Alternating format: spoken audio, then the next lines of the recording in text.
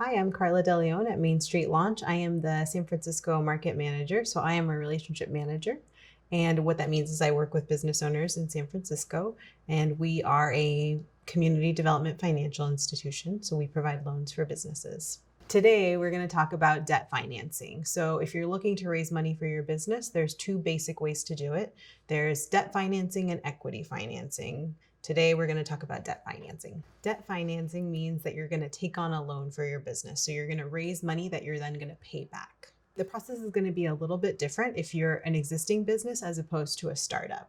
If you're a startup, then there's a few things that you want to get in line so that you're ready to begin your application process. The first thing that you want to establish is a business entity. So it sounds simple. If you want a business loan, you have to have a business first. After you've established your business entity, you also want to make sure that you know who the owners of your business are and what their respective ownership percentages are. Once you have your established, business entity and you know exactly what products and services your business is going to provide, you want to have an overall project budget. So you want to know, what do you need a loan for and how much money do you have to put into your project? So we think of everything that you're trying to accomplish with your loan as a project. Lenders in general want to see is that you have some skin in the game. So what that means is your overall project cost may be, say, $100,000.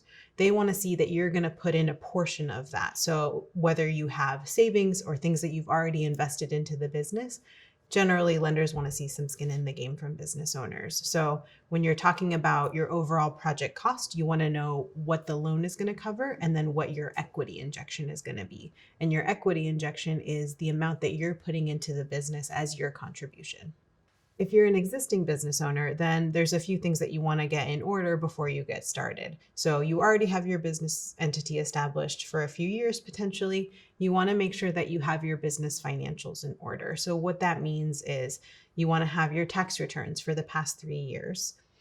You also want to have the current year's financials. So whoever's managing your financials, whether it's you or a bookkeeper, you want to make sure that you're able to have an income statement and a balance sheet ready so that you can submit it to a lender. Another question that a lender is going to ask is, what other business debt do you have? So they want to know exactly if you have any business credit cards, if you have any other loans for your business.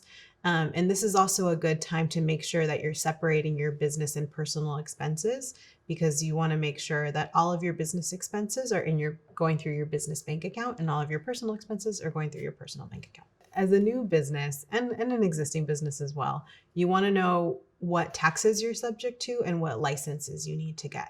So in general, when you're preparing to put together a loan package, in addition to the financials, a lender is going to want to see that you have all of the correct licenses for your business and also that you've paid all of your taxes and that everything is current. So while you may be applying for a business loan, the reality is that lenders are going to look at your personal credit as well. So you may think that, you're applying for a business loan, so your personal credit doesn't matter. That's not actually true. So a lot of times lenders will pull your personal credit as a marker to show how your business might perform as a result of how your personal credit is doing.